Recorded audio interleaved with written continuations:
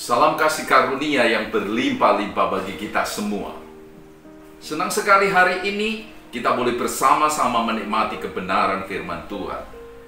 Khotbah yang mau saya bagikan kali ini dengan tema hidup yang kekal. Memiliki hidup yang kekal berarti yang pertama, kita mengenal Allah yang benar dan mengenal Yesus Kristus. Yang kedua, menerima hidup yang kekal berarti menerima Kristus itu sendiri, karena Kristus adalah hidup yang kekal itu sendiri.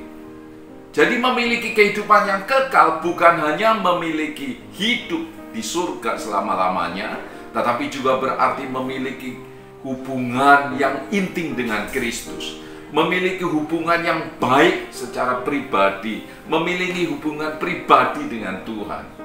Karena itu saya yakin bahwa hidup yang kekal ini pasti dibutuhkan oleh setiap orang yang hidup di dunia. Amin. Nah, untuk itu mari kita membaca firman Tuhan yang terdapat di dalam Lukas pasal 10 ayat 25 sampai dengan 37. Kita mulai dengan ayatnya yang ke-25 dalam Lukas pasal 10 ini. Pada suatu kali berdirilah seorang ahli Taurat untuk mencobai Yesus. Katanya, "Guru, apa yang harus kuperbuat untuk memperoleh hidup yang kekal?" Perkataan guru, apa yang harus kuperbuat untuk memperoleh hidup yang kekal? Memang ini pertanyaan ahli Taurat, para guru agamawi yang sedang mencobai Tuhan Yesus. Tapi untuk perkataan memperoleh hidup yang kekal, itu patut kita renungkan baik-baik. Kenapa Bapak Ibu Saudara? Karena kita semua pada akhirnya pasti mengalami yang namanya kehidupan yang kekal. Betul? Semua agama di dunia ini mengajarkan bahwa hidup manusia di dunia ini sifatnya hanya sementara saja. Semua orang pasti akan mati, kemudian masuk ke dalam kehidupan yang kekal selama-lamanya. Nah, pertanyaannya Bapak Ibu Saudara, hidup yang kekal yang akan kita jalani untuk selama-lamanya itu kehidupan kekal yang di mana? Yang bagaimana? Hidup kekal di dalam neraka atau hidup kekal di surga? Nah, untuk itulah mari kita perhatikan jawaban Tuhan Yesus atas pertanyaan daripada guru agamawi, para ahli hukum Taurat yang mencobai Tuhan Yesus tadi. Mari bersama-sama kita membuka di dalam Lukas pasal 10 ayat 25 tadi. Saya bacakan kembali. Pada suatu kali berdirilah seorang ahli Taurat untuk mencobai Yesus. Katanya, "Guru, apa yang harus kuperbuat untuk memperoleh hidup yang kekal?" Pertanyaan ahli Taurat, guru agamawi ini yang menyatakan, "Guru, apa yang harus kuperbuat untuk memperoleh hidup yang kekal?" Jadi tampaknya ahli Taurat sudah punya konsep sendiri, yaitu kalau mau mendapatkan sesuatu dari Tuhan, maka ia harus ada upaya sesuatu atau perbuatan mentaati hukum Taurat baru mendapatkan berkat dari Tuhan. Ini memang ciri khas daripada hukum perjanjian, hukum Taurat bagi orang Israel, dan hukum ini masih berlaku di tengah-tengah bangsa Israel pada waktu itu. Itulah sebabnya ahli Taurat ini memberikan pertanyaan sesuai hukum Taurat. Nah, Bapak Ibu Saudara, mari kita melihat apa jawaban Tuhan Yesus sendiri terhadap pertanyaan ini.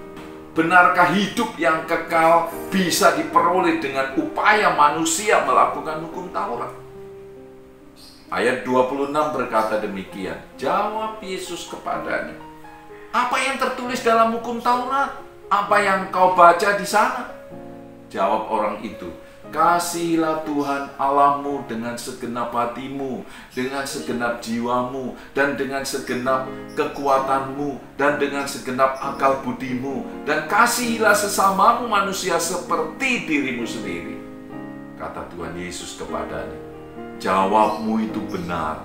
Perbuatlah demikian, maka engkau akan hidup." Saudaraku, jadi Tuhan Yesus di sini mengembalikan guru agamawi itu untuk mentaati 613 seluruh hukum Taurat yang ada. Nah, apa jawaban ahli Taurat? Kita baca di dalam Lukas pasal 10 ayat 29. Dia katakan seperti ini. Tetapi untuk membenarkan dirinya, orang itu berkata kepada Yesus, "Dan siapakah sesamamu manusia?" Jadi mereka membenarkan diri, bukan dibenarkan oleh Tuhan Yesus. Ini berarti upaya manusia dengan kekuatannya sendiri mentaati hukum Taurat tidak menjamin mendapatkan hidup yang kekal dari Tuhan. Tidak menjamin. Melakukan hukum Taurat, melakukan perbuatan-perbuatan baik bagi orang lain, tidak menjamin, tidak memberikan hidup yang kekal kepada kita manusia. Mari kita lihat selanjutnya, Tuhan Yesus memberikan perumpamaan untuk menjawab para ahli agama ini. Kita baca ayat 30 sampai dengan 35. Jawab Yesus, "Ada seorang yang turun dari Yerusalem ke Yeriko. Ia jatuh ke tangan penyamun-penyamun yang bukan saja merampoknya habis-habisan, tetapi yang juga memukulnya, dan yang sesudah itu pergi meninggalkannya setengah mati." Ayat 31, "Kebetulan ada seorang imam turun melalui jalan itu. Ia melihat orang itu, tetapi ia melewatinya dari seberang jalan." Ayat 32, "Demikian juga seorang Lewi datang ke tempat itu. Ketika ia melihat orang itu, ia melewatinya dari seberang jalan. Lalu datang seorang Samaria yang sedang dalam perjalanan ke tempat itu. Dan ketika ia melihat orang itu, tergeraklah hatinya oleh belas kasihan." Ayat 34, "Ia pergi kepadanya, lalu membalut luka-lukanya. Sesudah ia menyiraminya dengan minyak dan anggur.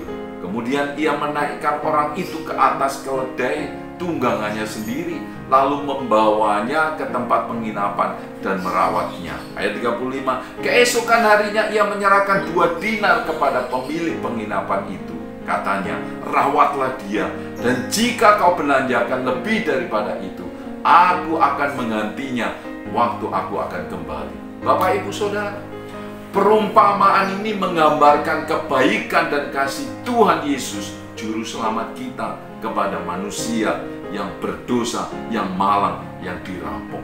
Karena memang di dunia ini tidak ada seorang pun yang baik bisa mengasihi manusia tanpa pamrih, tanpa batas, tanpa memandang muka, kecuali Tuhan Yesus sendiri. Perumpamaan ini bukan menceritakan tentang perbuatan baik yang begitu baik sehingga bisa mendapatkan hidup yang kekal. Perumpamaan ini tentang Tuhan Yesus mengasihi manusia dengan apa adanya. Tuhan Yesus yang terbaik. Markus 10 ayat 18 dan Lukas 18 ayat 19 berkata seperti ini. Jawab Yesus kepadanya, "Mengapa kamu menyebut aku baik? Tidak ada seorang pun yang baik kecuali Allah sendiri." Sekali lagi saya ulangi, perumpamaan ini membicarakan tentang perbuatan Allah yang baik itu, yang menyelamatkan manusia yang terluka, yang dirampok, yang disakiti itu. Bapak, Ibu, Saudara, kita kembali kepada Lukas pasal 10 ayat 30. Yesus menjawab demikian, "Adalah seorang yang turun dari Yerusalem ke Yeriko. Ia jatuh ke tangan penyamun-penyamun yang bukan saja merampoknya habis-habisan, tetapi ia juga memukulnya, dan yang sesudah itu pergi meninggalkannya setengah mati." Saudara, dahulu kita bagaikan orang yang malang yang melakukan perjalanan ini. Iblis, musuh kita, telah merampok kita habis-habisan dan menyakiti kita.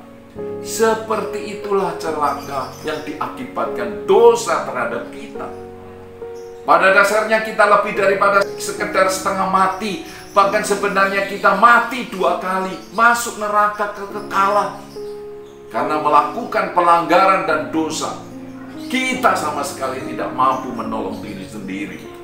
Karena tidak berdaya. Bapak, Ibu, Saudara, lalu kita baca ayat 31. Kebetulan ada seorang imam turun melalui jalan itu. Ia melihat orang itu, tetapi ia melewatinya dari seberang jalan. Demikian juga seorang Lewi datang ke tempat itu. Ketika ia melihat orang itu, ia melewatinya dari seberang jalan. Lihat baik-baik Bapak Ibu Saudara, hukum Taurat Musa seperti imam dan orang Lewi, para pelayan hukum Taurat, hanya bisa memandang kita kaku, tidak berbelas kasihan, tidak memberi ampun, dan tidak bisa memberi kelepasan kepada kita. Hanya melewati kita dari seberang jalan, tidak memiliki rasa iba atau apapun, kuasa untuk menolong kita untuk menyembuhkannya.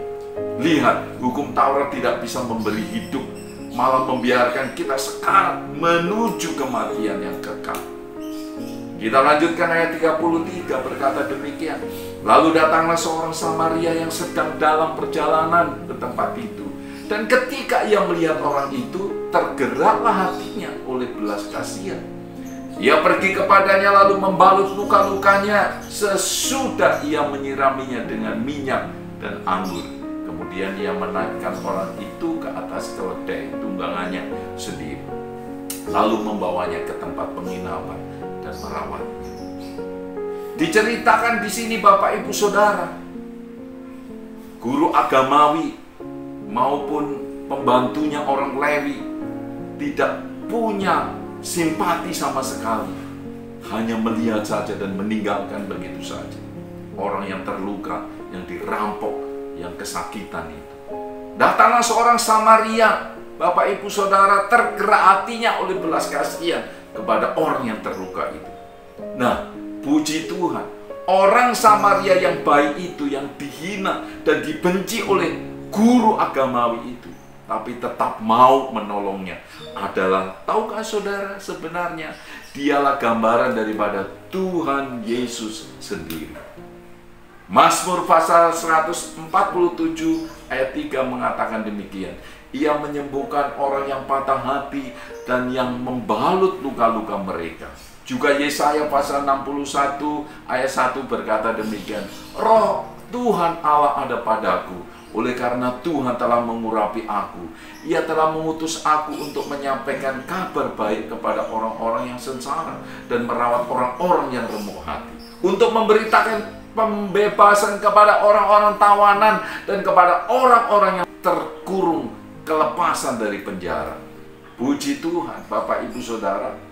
Ia pergi kepadanya, Tuhan Yesus datang kepadanya, ya, orang yang diperumpamakan orang Samaria itu, dia datang ke sana lalu membalut luka-lukanya. Sesudah itu ia menyiraminya dengan minyak dan anggur, ya. Kemudian ia menaikkan orang itu ke atas keledai tunggangannya sendiri, lalu membawanya ke tempat penginapannya dan merawatnya. Keesokan harinya ia menyerahkan 2 dinar kepada pemilik penginapan itu. Katanya, rawatlah dia, dan jika kau belanjakan lebih daripada ini, aku akan menggantikannya waktu aku kembali. Demikianlah yang dikatakan oleh orang Samaria yang punya belas kasihan itu. Bapak Ibu Saudara, ini adalah gambaran Tuhan Yesus. Tuhan Yesus bukan hanya menuangkan minyak dan anggur, tetapi lebih berharga lagi daripada itu, yaitu darahnya sendiri ditumpahkannya di kayu salib, saudaraku, untuk menyucikan, menguduskan hidup kita. Ia merawat kita dan meminta kita memasukkan semua pengeluaran bagi kesembuhan kita atas namanya. Dan ia melakukan semua ini meskipun ia bukan termasuk salah satu di antara kita. Bahkan ia bersedia merendahkan diri dengan rela, padahal kedudukannya sebenarnya jauh di atas kita. Mengapa dia lakukan? Hal ini semakin menunjukkan kedalaman kasih-Nya, membuat kita semua wajib berkata, betapa kita ini semua sangat berhutang kepadanya. Apakah yang bisa kita berikan kepadanya, Bapak Ibu Saudara? Dia sungguh luar biasa. Kita melihat, Bapak Ibu Saudara, hukum Taurat tidak bisa memberikan hidup yang kekal kepada kita. Perbuatan-perbuatan baik tidak bisa memberikan kehidupan kita yang kekal. semua itu sia-sia. Hanya Tuhan Yesus sendiri sebagai orang Samaria yang turun, yang datang menghampiri, mengangkat kita, membalut kita, menyembuhkan kita. Ini menunjukkan bahwa hidup yang kekal itu datang dan diberikan dari Tuhan Yesus Kristus saja. Amin. Tuhan Yesus memberkati. Mari kita berdoa. Bapa, di dalam nama Tuhan Yesus, Engkau begitu besar kasih-Mu kepada kami. Tidak ada seorang, bahkan agama pun di dunia ini yang berdaya menolong kami manusia dari kesakitan, aniaya, dosa, dan iblis. Engkau datang menolong kami, membalut luka dan menyembuhkan kami dari segala penyakit dosa, dan membayar semua hutang kami kepada hukum dan iblis. Bahkan Engkau telah mengesahkan pembayaran-Mu itu untuk kami semua dengan darah-Mu sendiri, sehingga sekarang kami menjadi milik-Mu seutuhnya. Terima kasih Bapa.